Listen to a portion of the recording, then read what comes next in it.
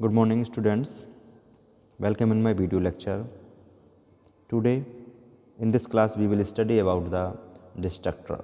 आज हम BCA third semester के इस क्लास में देखेंगे डिस्ट्रक्टर के बारे में. पिछले वीडियो लेक्चर्स में हमने कंस्ट्रक्टर के बारे में पढ़ा था.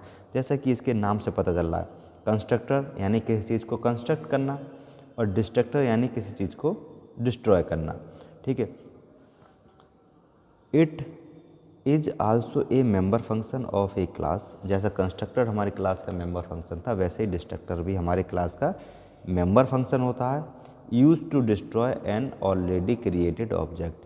किसी ऑलरेडी क्रिएटेड जो ऑब्जेक्ट हमारे पहले से क्रिएटेड हो, उसे डिस्ट्रॉय करने के लिए हमें डिस्ट्रक्टर की ज़रूरत होती है. It is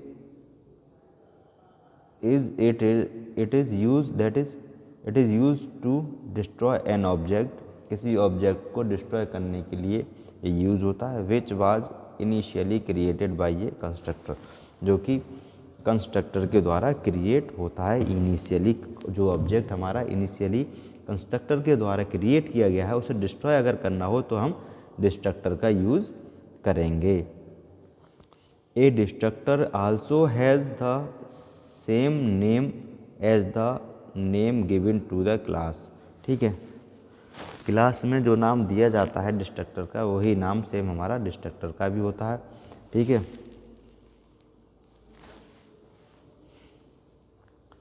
the name of destructor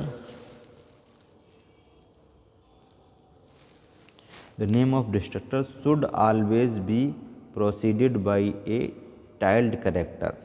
ठीक है. जो इस तरीके से टाइल्ड कैरेक्टर होता है. The name of the destructor should be always okay. तो टाइल्ड कैरेक्टर के द्वारा प्रिसीडेड होता है. ठीक है. A destructor has no return type. जो डिस्ट्रक्टर होता है उसका कोई रिटर्न टाइप नहीं होता है. ठीक है. A destructor can't be parameterised. जैसे कंस्ट्रक्टर हमारा पैरामीटराइज होता है. पैरामीटराइज का मतलब क्या है कि इसमें कोई भी आर्गूमेंट हमारा पास नहीं होता है, कोई आर्गूमेंट नहीं होता. जैसे पिछले वीडियो लेक्चर में ही मैंने बताया था आपको कि जो पैरामीटराइज कंस्ट्रक्टर होता है उसमें हम आर्गूमेंट पास करते हैं, आर्गूमेंट्स को वो फॉलो करता है, होल्ड करता है. ठीक है.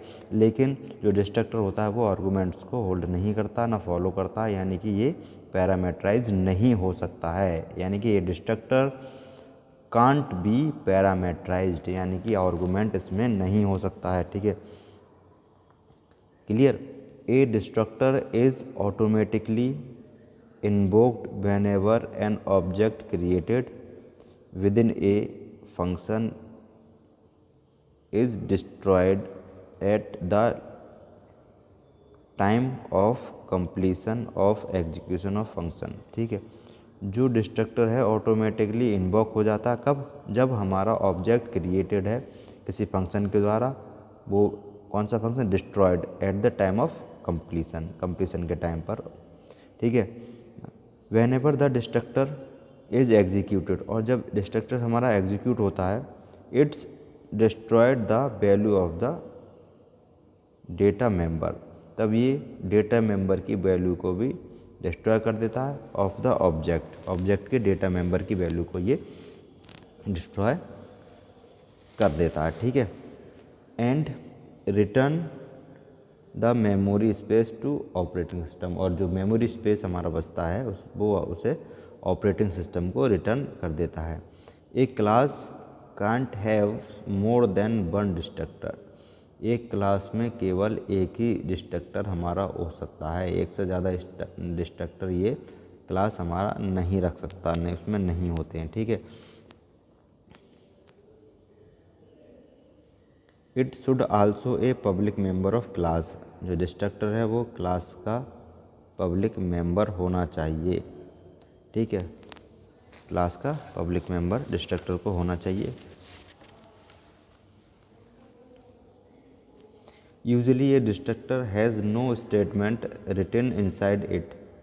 प्राय जो डिस्ट्रक्टर होते हैं नॉर्मली उनके अंदर कोई भी हमारा स्टेटमेंट नहीं होता. But we can write firmly output statement within a destructor.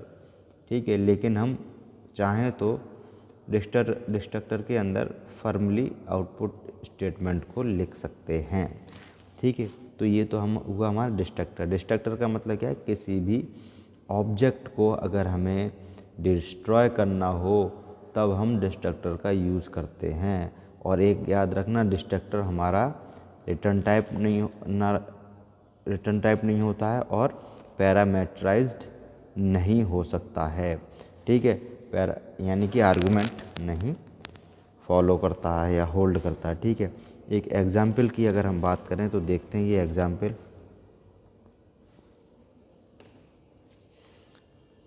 Int count 0 class alpha नाम की एक क्लास हमने इसमें बनाई है। ठीक है, जो भी इसके स्टेटमेंट में वो हमने दे दिए, count plus plus object created count. ठीक है, अल्फ़ा ये कंस्ट्रक्टर बनाया हमने। ठीक है, ये क्या है,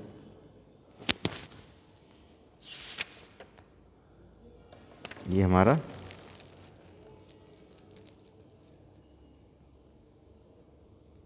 कंस्ट्रक्टर हो गया। और ये यहाँ जा इसके यूज़ से, ठीक है, ये हमारा हो गया डिस्ट्रक्टर। ओके,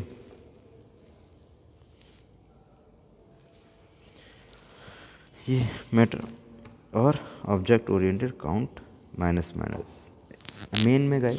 जो इसकी कोडिंग है वो इस तरीके से हम सी आउट, ठीक है, अल्फ़ा ए, ये तो कोडिंग पार्ट हमारा आ गया। इस तरीके से हम किसी भी डिस्ट्रक्टर को हम यूज़ करते हैं प्रोग्राम में। आइए एक प्रोग्राम और मैं आपको बताता हूँ।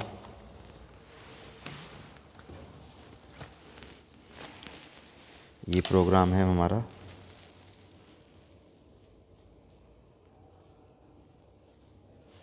डिस्ट्रक्टर एग्जाम्पल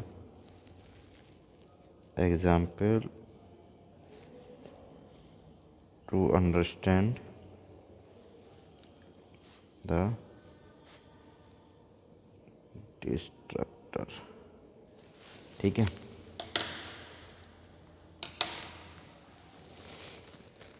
हेडर फाइल हम यूज़ करेंगे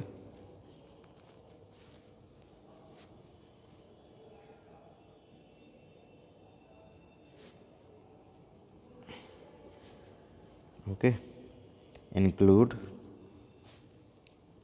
conio.h। क्लियर, एक क्लास हमने ले लिया, चलो एक क्लास हमने ले लिया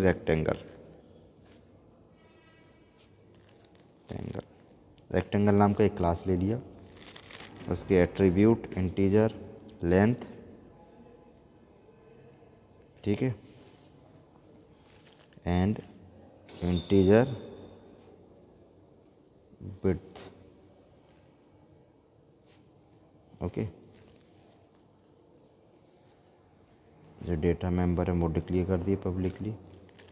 वाइड सेट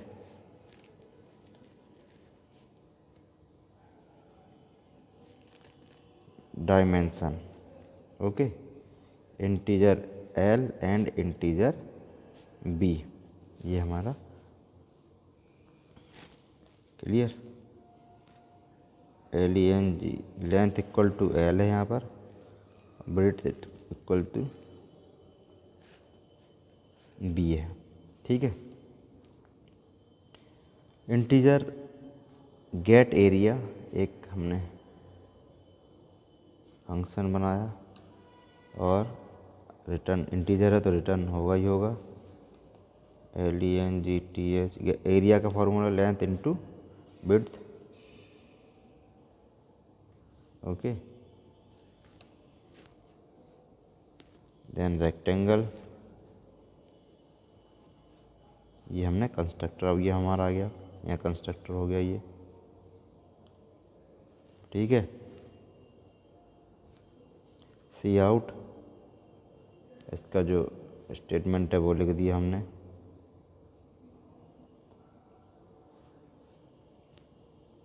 एंडल, ठीक है, क्लियर, ये तो कंस्ट्रक्टर। अब इसी तरीके से हम एक डिस्ट्रक्टर बना लेंगे, टाइल्ड से प्रोसीड होता है ये, ठीक है, रेक्टेंगल, क्लियर, ये हमारा डिस्ट्रक्टर हो गया।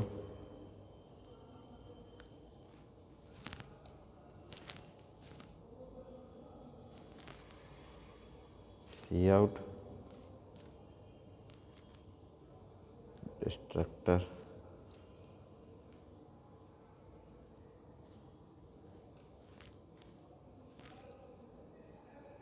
इंट मेन फंक्शन में आ गए, और जो भी इसकी कॉन्सेप्ट है गेट एरिया करने के लिए और वो करने के लिए, तो रेक्टेंगल आर टी, ठीक है, तो R T dot get, R T dot sorry पहले तो डायमेंशन सेट होंगे ना, R T dot set dimension 7,4 दे दिए, चलो cout R T dot get area, okay, endl return 0 गेट सी एच, ओके क्लियर। तो यहाँ ये डिस्ट्रक्टर हमारा ये हो गया, ये इस तरीके से हमारा डिस्ट्रक्टर, ठीक है, तो क्लियर। यहाँ ये कंस्ट्रक्टर, इसको हमने डिस्ट्रक्ट कर दिया इसी को, और जो हमारा कॉन्सेप्ट है वो क्लियर हो गया। तो ये था हमारा एग्जाम्पल ऑफ डिस्ट्रक्टर। आज के वीडियो लेक्चर में इतना ही, कल हम आगे नेक्स्ट टॉपिक के बारे में बात करेंगे। Okay, thank you students.